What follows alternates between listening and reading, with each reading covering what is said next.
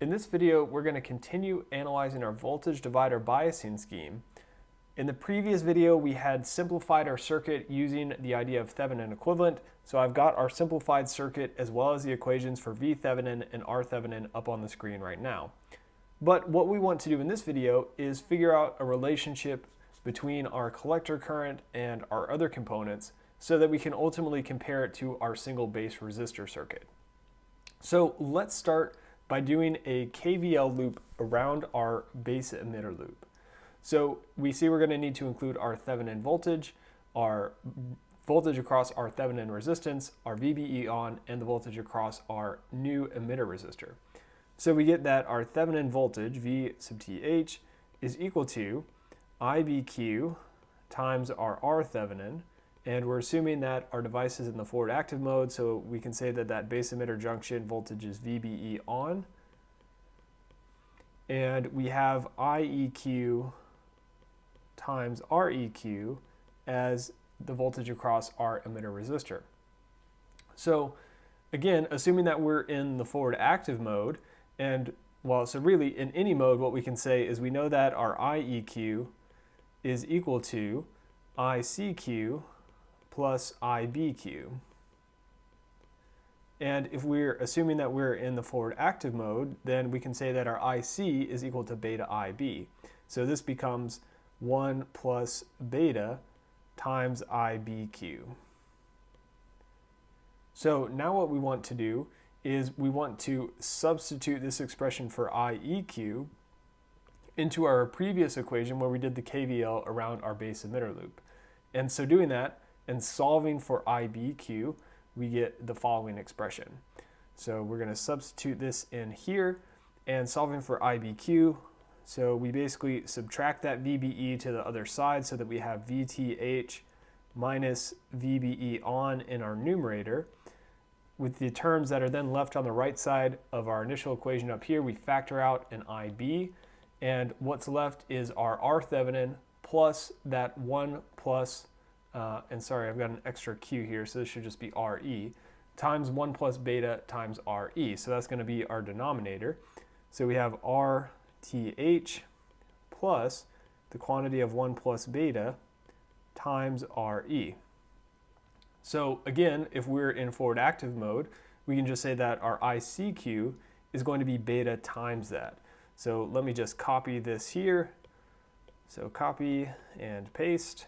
And so we can say our ICQ is equal to beta times that IBQ expression. So let me clean that up a little bit. Okay, so this is our ICQ expression for this configuration. So let's compare that to our ICQ expression that we had previously. So our ICQ expression for our single base resistor, so let me write maybe down here below, this is for our single base resistor, this equation that I'm about to write, was equal to, so we had beta times VCC minus VBE on divided by RB. Okay, so the big difference we notice is that in our ICQ equation for our voltage divider, which is over on the left, we see we also have this beta term in the denominator. And so let's talk about how that's going to come into play.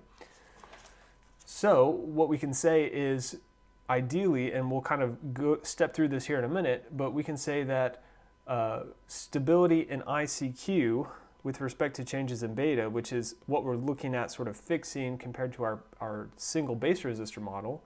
So stability in ICQ with respect to changes in beta is going to occur when we have a certain condition met. So occurs, got an extra R there. So occurs when our R Thevenin is much less than that 1 plus beta times RE.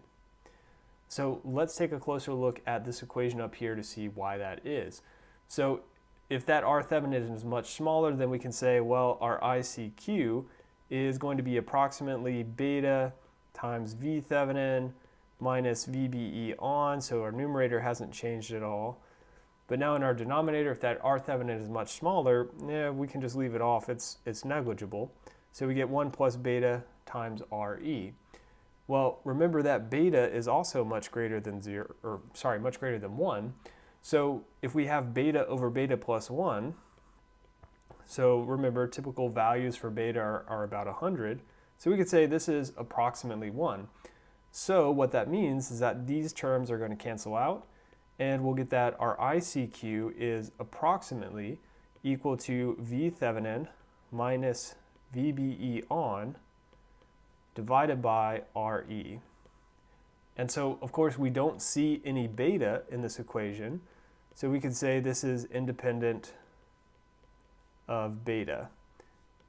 Again, approximately, because we made a couple of approximations on the way, but this is sort of the end result that shows how this equation, after making two approximations, so one approximation here and a second one here, we were able to say that it has a lot less variation in IC with respect to changes in beta compared to this equation for our single base resistor that we found previously.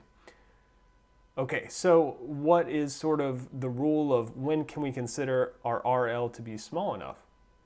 So our general rule is we can say it's bias stable if it's less than 1/10 of that 1 plus beta RE value. So our general rule is that our circuit is bias stable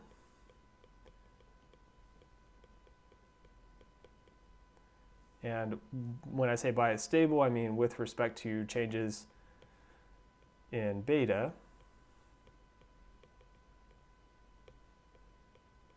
when we have R Thevenin less than or equal to 0.1 times that 1 plus beta RE. So basically we're saying if our Thevenin resistance is less than 1/10 of that other value, then we can say our circuit is bias stable.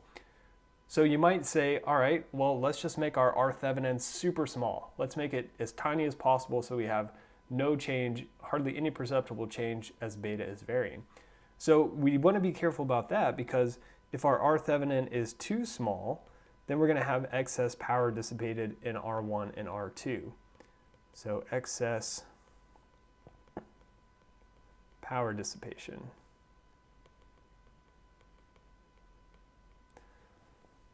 One other note, sort of as a final thing on our voltage divider biasing here, is that we've seen that sort of inherently we're fixing the problem of our large RB because we want to keep R Thevenin small. And remember, R Thevenin is equal to the parallel combination of R1 and R2. So our R1 and R2 are not going to be huge in the mega ohm range like our RB. Of course, we've shown that this is more stable with respect to changes in beta. One additional thing is that it's also stabilized with respect to temperature. So stabilized with respect to temperature. And we're not going to go through a detailed explanation of why that is. If you want a brief explanation, you can look on page 339 in the textbook. But I just want to point out that that's another benefit of this voltage divider biasing network compared to the single base resistor network.